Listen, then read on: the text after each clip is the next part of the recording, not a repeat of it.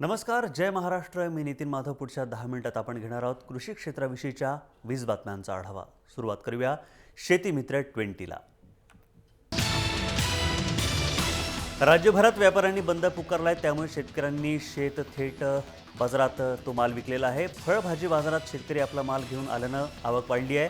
व्यापाऱ्यांपेक्षा खूपच कमी दरानं ग्राहकांना माल मिळतो, त्यामुळे ग्राहक आणि शेतकरी दोघेही खुश आहेत.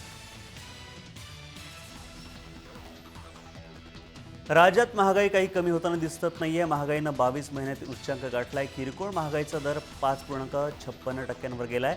भाजीपाल्यातील महागाई 10.77%वर पोहोचली आहे. एकीकडे किरकोळ महागाई वाढत असताना उत्पादनात मात्र घट होताना दिसतीये. राज्यातील 20पेक्षा अधिक ठिकाणी 200 मिलीमीटरपेक्षा अधिक पाऊस पडल्याचं कृषी विभागातर्फे सांगण्यात आलेलं आहे. गेल्या 4 दिवसांपासून पडणाऱ्या मुसळधार पावसामुळे पुण्यातील खडकवासला, यवतमाळमधील अधरपूस, नाशिक जिल्ह्यातील दारण धरण पावसानं तुडुंब वाहत आहे. देशातील शेतकऱ्यांचं भवितव्य हे 20,000 कृषी शास्त्रज्ञांच्या हातात आहे. त्यांना जर राज्य सरकारकडून योग्य सहकार्य मिळालं तर कृषी उत्पन्नांमध्ये आमूलाग्र बदल घडू शकतो. शेतकरी सुधारला तर गाव, देश नक्कीच सुधारेल, असा आशावाद केंद्रीय कृषी मंत्री राधामोहन सिंग यांनी व्यक्त केला आहे. उत्तर सोलापुरातल्या पाकणीतल्या पेट्रोल विहिरींचा फटका इथल्या शेतकऱ्यांना बसू लागलाय. हे तेल विहिरीतलं पाणी अशुद्ध करणारं, शिवार नासवणारं ठरतंय. लिकेजमुळे पाझरलेलं इंधन पाकणी शिवारातल्या शेतीत आणि पाण्यात, विहिरीत आणि बोरमध्ये मिसळत आहे. शासनाच्या योजनेनुसार अल्पभूधारक शेतकऱ्यांना अनुदानावर महाबीजचं बियाणं मिळालं. ते बियाणं शेतकऱ्यांनी पेरलं, मात्र ते उगवलंच नाही. त्यामुळे राज्यातील अलीपूर परिसरातील शेतकऱ्यांवर दुबार पेरणीचं संकट कोसळलेलं आहे. या शेतांची पाहणी करून आर्थिक मदत देण्याची घोषणा आणि मागणीसुद्धा हे शेतकरी करत आहेत. परंतु तालुक्यात संत्रा कलमांच्या विक्रीतून शेतकऱ्यांकडे लाखो रुपये येत होते, परंतु तालुक्यात संत्रा कलमांची निर्मिती 1.25 कोटी असूनही मागणी नसल्यानं कोट्यवधी रुपयांचा फटका बसण्याची वेळ शेतकऱ्यांवर आली आहे. त्यामुळे संत्रा कलम उत्पादकांचं स्वप्न भंग होण्याची चिन्ह आहेत. तुमसरच्या देव्हाडी परिसरातील विविध कारखान्यातून रासायनिक पाणी नाल्यात सोडण्यात येतं. त्यामुळे नाल्या काठावरील सुमारे 55 शेतकऱ्यांना धान रोवणी थांबवावी लागली आहे. या प्रकारामुळे शेतकऱ्यांमध्ये नाराजीचं वातावरण आहे. नागपूर कृषी विभागाच्या भरारी पथकानं 2 कृषी सेवा केंद्रांचे परवाने निलंबित केले आहेत. बागबान ॲग्रो एजन्सी आणि धनजोडे कृषी सेवा केंद्र कुही अशी या 2 दुकानांची नावं आहेत. या सर्व पथकांच्या माध्यमातून आतापर्यंत तब्बल 497 कृषी सेवा केंद्रांची तपासणी करण्यात आलेली आहे. बीड जिल्ह्यात 2 दिवसांपासून रिमझिम पावसानं सर्वदूर हजेरी लावली. शेत जमिनीतील ओला कायम राहत असून तूर, उडीद, मूग, हरभरा, सोयाबीनच्या वाढीकरता मूर पावसाचा फायदा होतोय. त्यामुळे शेतकऱ्यांमध्ये आनंदाचं वातावरण पसरलेलं आहे. खरीप हंगामाच्या पार्श्वभूमीवर बैलांना मागणी वाढलेली असतानाच त्यांचे भाव पडलेले आहेत. दुसरीकडे दुग्धोत्पादनामध्ये शेतकऱ्यांचा कल दिसून येतोय. गायींचे भाव कळालेत. बैलजोडीची किंमत 50 ते 60 हजार रुपये, तर गायीची किंमत 40 ते 45 हजार रुपयांना ती मिळतीये.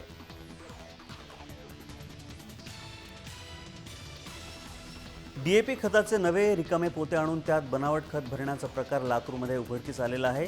पॅकिंग तंत्र अवलंबून शेतकऱ्यांना ही पोती 1000 रुपयांना विकली जात आहेत.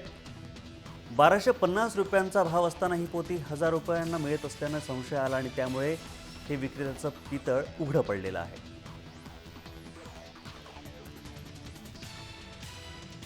शासन विविध प्रयोग करून शेती क्षेत्रात आमूलाग्र बदल घडवत आहे. हे ओळखून शेतीला झुकतं माप देत नाटळ राजवाडी येथील महिलांनी एकत्र येऊन माऊली बचत गटाची स्थापना केली. अजूनपर्यंत एकदाही कर्ज न घेता या बचत गटानं भरारी घेतलेली आहे.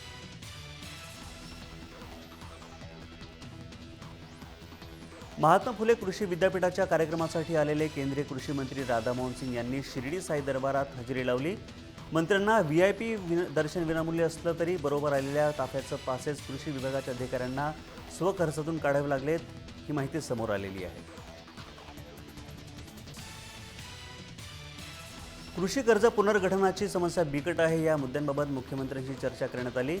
पाळधी परिसरातील शेतीला एकरी 1.5 कोटींपर्यंतचं बाजार मूल्य आहे. मात्र जिल्हा बँक शेतकऱ्यांना हेक्टरी 50,000 रुपये कर्ज देण्यात येत आहे. त्यामुळे शेतकरी वर्ग नाराज आहे.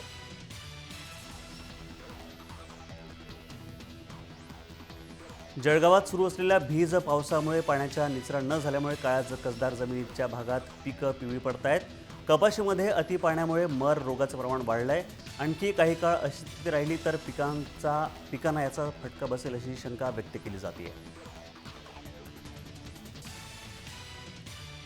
अकोल्यातील शेतकऱ्यांना राष्ट्रीय अन्न सुरक्षा योजनेअंतर्गत सवलतीच्या दरात धान्याचा लाभ देण्यात येतोय. परंतु सवलतीच्या दरात धान्य वाटपाबाबत शासनाचा निर्णय अद्याप प्राप्त न झाल्यामुळे विभागातील शेतमजूर अन्न सुरक्षा योजनेच्या लाभापासून अद्याप बाहेरच आहेत.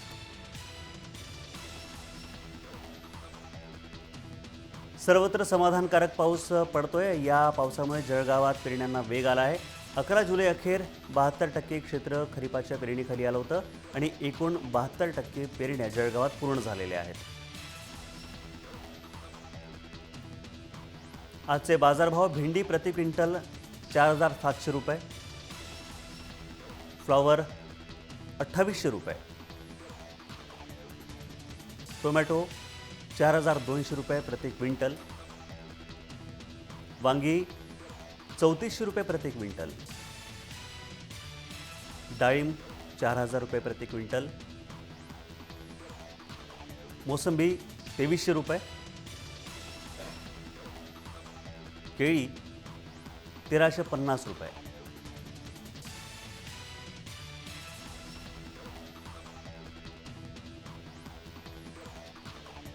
चोवीस तासांमध्ये रत्नागिरी, कोल्हापूर, सातारा, नांदेड, बुलढाणा, अकोला, वाशिम, गडचिरोली जिल्ह्यात पावसाचा जोर सर्वाधिक होता, तर उर्वरित राज्यात मुसळधार पाऊस पडलाय.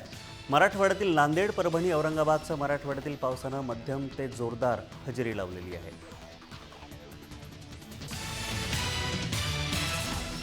तर या होत्या शेतीविषयक 20 बातम्या. आपण पाहताय जय महाराष्ट्र, थेट, अचूक, बिनधास्त.